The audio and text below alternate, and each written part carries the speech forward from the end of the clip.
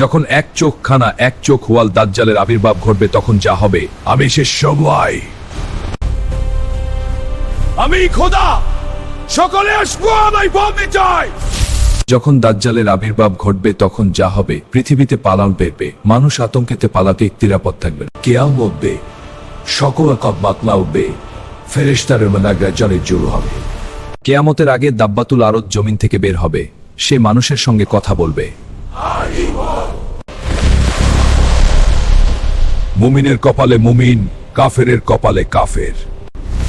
আমি আব্বা মুমিন, তোমার জাম্মু মুমিন, এখন বিচার আসন্ন। একদিন হঠাৎ সূর্য আর উদিত হলো না, পৃথিবী ঢেকে গেল অস্বাভাবিক অন্ধকারে। মানুষ বুঝলো কিছু ভয়ঙ্কর আসছে। হঠাৎ আগুনের মতো লাল আলো ছড়িয়ে পড়ল পশ্চিম আকাশে। পশ্চিমে সূর্য উঠতেই আর কোনো ক্ষমা নেই। সূর্যের আগুনময় উত্তাপ পৃথিবীকে গ্রাস করল, সমুদ্র ফলভূত হল।